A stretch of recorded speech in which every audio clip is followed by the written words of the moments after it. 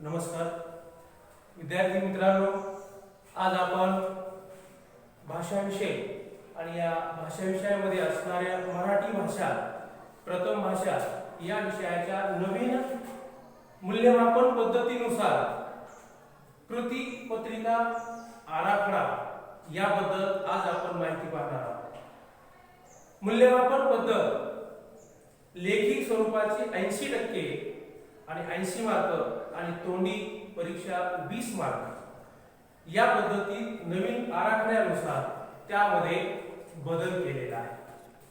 त्यामुळे 80 मार्काची कृतीपत्रिका कशा प्रकारे आपल्याला या ठिकाणी तयार करायची आहे आणि कोणत्या घटकांना किती गुण किती महत्त्व दिलेलं आहे याचा अभ्यास आपण या ठिकाणी करणार आहोत। सुरुवातीला पाठ्यपुस्तकामध्ये आपल्याला गद्य विभाग, पद्य विभाग, व्याकरण आणि आकलन अशा 4 विभागावरती आपल्याला लेखी स्वरूपाचे कृतीपत्रिका त्या ठिकाणी विचारली जाते।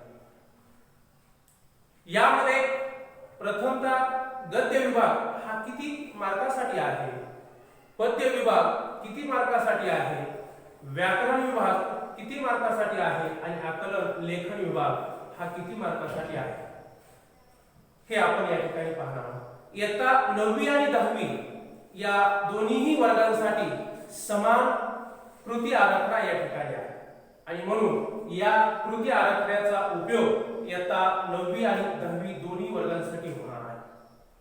सुरुवातीला आपण गद्य विभाग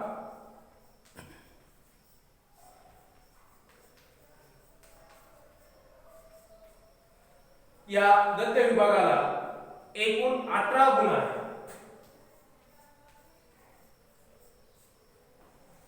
त्यानंतर दुसरा विभाग आहे पद्य विभाग। पद्य विभागासाठी 16 गुण आहेत।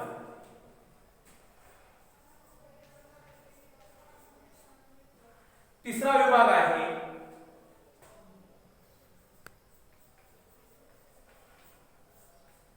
व्याकरण।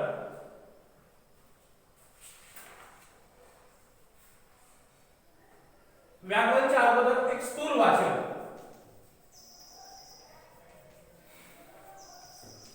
6 गुण। व्याकरण विभाग 16 गुण।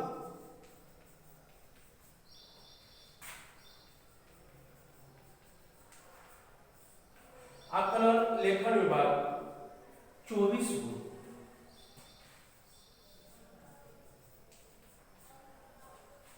या ठिकाणी या 5 विभागांची गुण विभागणी केलेली आहे। या 5 विभागाची गुण विभागणी ही 80 गुणांची आहे। 6 4 10, 10 6 16, 16 6 22 8 30, 5 6 7 आणि 8 हे एकूण 80 गुण आहेत आणि तोंडी परीक्षा हे 20 गुण आहे। म्हणजे एकूण 100 मार्काचा आपला या ठिकाणी कृती आराखडा आहे। यामध्ये गद्य विभाग हा जो आहे तो 18 मार्काला आपल्याला या ठिकाणी विचारलेला आहे। या 18 मार्काची विभागणी सुद्धा कशा प्रकारे केली जाते त्यामध्ये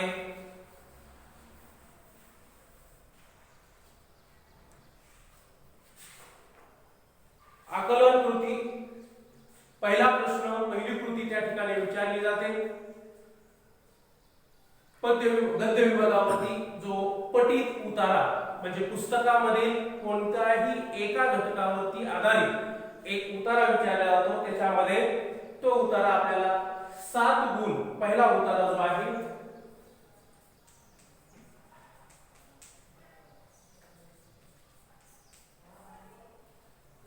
सात गुणासाठी आहे, तो पठित उतारा।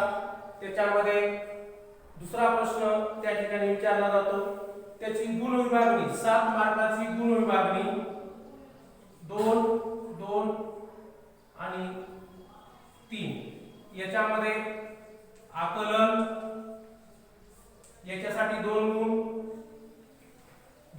आकलन,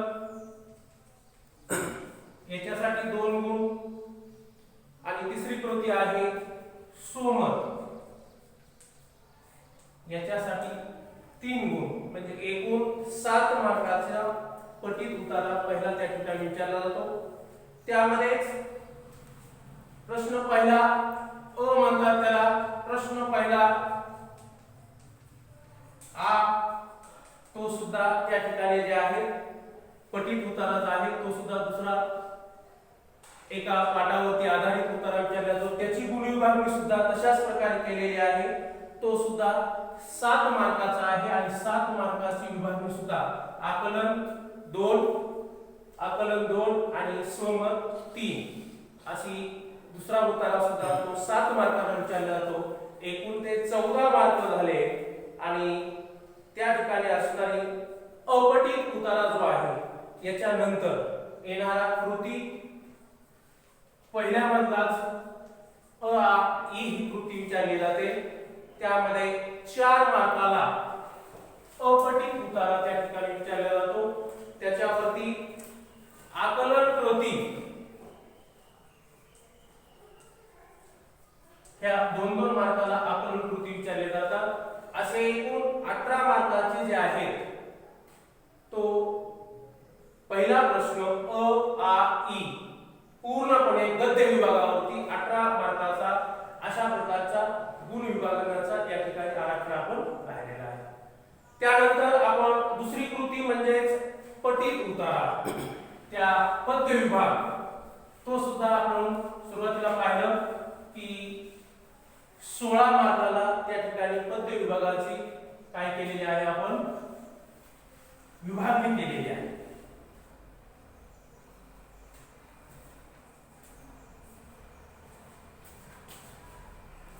पद्य विभाग एकूण तो 16 मार्काचा आहे, 16 गुणांचा आहे. त्यामध्ये सुद्धा पुस्तकामध्ये असणारी कविता त्याच्यावरती आधारित त्या ठिकाणी कृती विचारली जाते. त्याला प्रश्न दुसरा अ,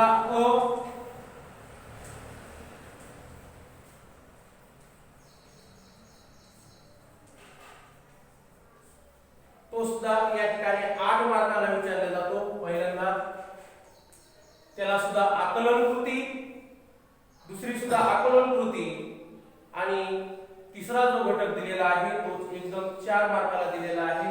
त्याच्यावरती जे आहे 2 कवितेच्या ओळी दिल्या जातील. त्यानुसार तुम्हाला त्या कवितेचा भावार्थ, सरळ अर्थ त्या ठिकाणी लिहायचा असतो. म्हणजे त्याची विभागणी आकलन 2 मार्क, आकलन 2 मार्क, आणि तिसरा घटक 2 ओळींचा सरळ अर्थ,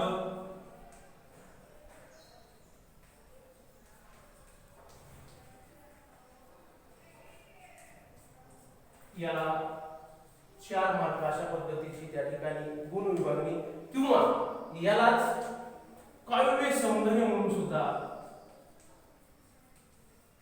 ओळखलं जातं. त्याला त्याच्यामध्ये 2 ओळीच्या 2-2 अर्थाच्या 2 उदाहरण विचारले जातात, किंवा त्याला काव्य सौंदर्य एकदम 4 मार्काला विचारलं जातं. म्हणजे पद्य घटक जो आहे तो पहिला कवितेवर आधारित असणारा 8 मार्काचा आहे. त्यानंतर प्रश्न दुसरा अ, प्रश्न दुसरा आ हा जो घटक आहे तो सुद्धा या ठिकाणी 4 मार्काला आहे. म्हणजे सुरुवातीला 4 गुणे, त्यामध्ये कोणतीही एक प्रकारची कविता 4 कवितेपैकी त्या ठिकाणी जे दिलेले आहे त्यामध्ये उपप्रश्न विचारले जातात. 3 कविता विचारल्या जातात तुम्हाला. 3 कवितेतील तुम्हाला त्या ठिकाणी त्या कवितेचा कवी कोण, ती कविता कोणत्या काव्य संग्रहातून घेतलेली आहे, ते सोपे सोपे 2 प्रश्न त्या ठिकाणी विचारले जातात, आणि एक दीर्घ प्रश्न विचारला जातो. एकूण 4 मार्काला 3 प्रश्न त्या ठिकाणी विचारले जातात. त्यामध्ये अशा प्रकारची कृती त्या ठिकाणी विचारली जाते. आणि या ठिकाणी काव्य सौंदर्य तिसरा जो घटक आहे तो आहे पद किंवा रसग्रहण, हा रसग्रहण सुद्धा एकदम त्या ठिकाणी 4 मार्काला विचारले जातात। एकूण हे 8 मार्क, हे 4 मार्क आणि रसग्रहणाचे 4 मार्क, एकूण 16 मार्काची पद्य विभागाची त्या ठिकाणी कृती आराखड्यानुसार विभागणी केलेली आहे। यानंतर आपल्याला जो काही कृती आराखड्यातला जो तिसरा भाग पाहायचा आहे तो आहे स्थूल वाचन। स्थूल वाचन हा जो प्रकार आहे तो आपल्या साहित्यातील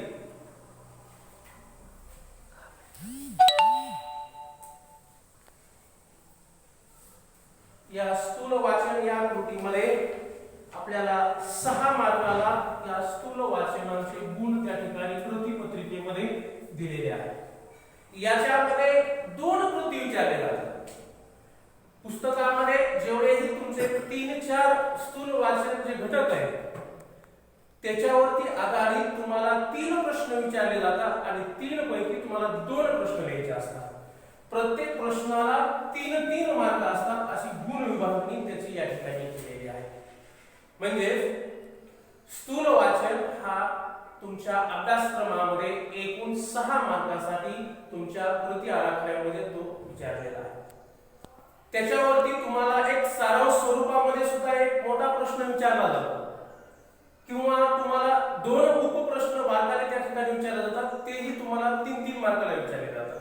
अशा प्रकारे स्थूल वाचनाची गुण विभागणी या ठिकाणी आहे। त्यानंतर अतिशय महत्त्वाचा घटक आहे तो म्हणजे चौथा घटक आहे तो म्हणजे प्रश्न तुम्हाला चौथा विचारला जातो तो म्हणजे व्याकरण। या व्याकरण कृतीमध्ये आपल्याला जवळपास 16 गुणांचे व्याकरण त्या ठिकाणी आहे आणि या 16 गुणांच्या व्याकरणामध्ये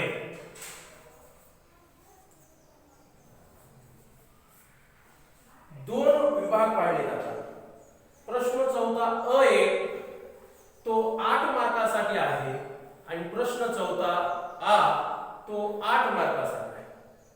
प्रश्न चौथा अ त्याच्यामध्ये 8 मार्काची जी गुण विभागणी आहे ती गुण विभागणी तुम्हाला तुमच्या वर्षाची असणाऱ्या अभ्यासक्रमाच्यावर आधारित ते 8 मार्क असतात। मग त्यामध्ये आता नवीन आराखड्यानुसार तुमच्या नवीन अभ्यासक्रमानुसार तुमच्या भाषेचे अलंकार आणि वृत्त हे 10वी साठी पूर्णपणे काय केले वगळलेले आहे। ते तुम्हाला कोणत्याही प्रकारचं त्या ठिकाणी गुण परीक्षेच्या महत्त्वाचं त्या ठिकाणी दिलेले नाही, कारण अभ्यासक्रमात बोर्डानेच एसएससी बोर्डाने ते काय केलेले आहे अभ्यासक्रमातून ते गाळलेले आहे अलंकार आणि वृत्त। राहिला भाग तुमच्या अभ्यासक्रमामध्ये असणारा समास, शब्दसिद्धी, हे वाक्प्रचार हे जे आहे हे तुम्हाला एकूण 8 मार्क तुम्हाला त्या ठिकाणी अ या विभागात आहे आणि प्रश्न चौथा अ याच्यासाठी तुम्हाला 8 मार्क आहेत। अ साठी 8 आणि आ साठी 8। व्याकरण कृतीमध्ये प्रश्न चौथा आ जो आहे तो तुम्हाला भाषिक कृती म्हणून त्या ठिकाणी उपलब्ध होतो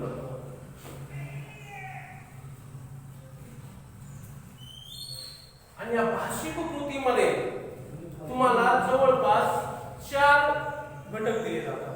प्रत्येक घटक हा 2-2 मार्काला दिला जातो, तो 8 मार्काचा आहे। तो कोणता असू शकतो?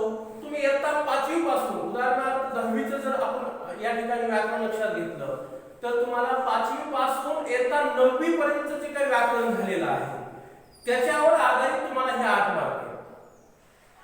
आणि 9वी साठी जर विचार केला तर 5वी पासून 8वी पर्यंत झालेला जो अभ्यासक्रम व्याकरण आहे ते तुम्हाला या ठिकाणी विचारलं जातं।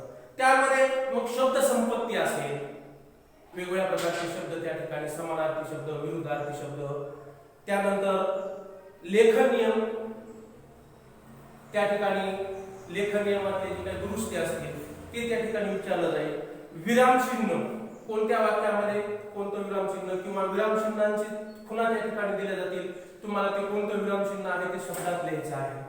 त्यानंतर पारिभाषिक शब्द, हे सुद्धा पारिभाषिक शब्द 9वीच्या आणि 10वीच्या पुस्तकामध्ये शेवटच्या पानावरती इंग्रजी शब्द एका बाजूला दिलेले आहेत आणि त्याच्या समोर मराठीमध्ये त्या शब्दांचा अर्थ दिलेला आहे। तो सुद्धा तुम्हाला 2 मार्काला परीक्षेमध्ये विचारला शब्द विचारले जातात. त्या ठिकाणी बंधन नाही, परंतु जो आतापर्यंत झालेला जो व्याकरणाचा अभ्यास आहे, छोटे छोटे व्याकरण घटक आहे, ते तुम्हाला या भाषिक कृतीमध्ये विचारले जातात. म्हणजे व्याकरण कृतीमध्ये अ हा जो आहे तर 8 मार्कासाठी तो तुमच्या वर्गातल्या तुम्हाला जो वर्षाचा जो सिलेबस अभ्यासक्रम आहे व्याकरणाचा त्याच्यावरती कृती विचारली जाते. आणि आज जो आहे तो भाषिक कृतीमध्ये तुम्हाला इयत्ता 10वी पर्यंत किंवा 9वी पर्यंत जे काही तुम्हाला छोटे छोटे व्याकरण घटक झालेले आहेत ते तुम्हाला त्या ठिकाणी विचारले जातात. अशा प्रकारे अतिशय सोप्या पद्धतीमध्ये व्याकरण तुम्हाला त्या ठिकाणी दिलेलं आहे. त्यानंतर अतिशय महत्त्वाचा घटक या ठिकाणी राहिलेला आहे तो म्हणजे आकलन. हा आपल्याला 24 मार्काचा आहे, तो आपण नंतरच्या तासामध्ये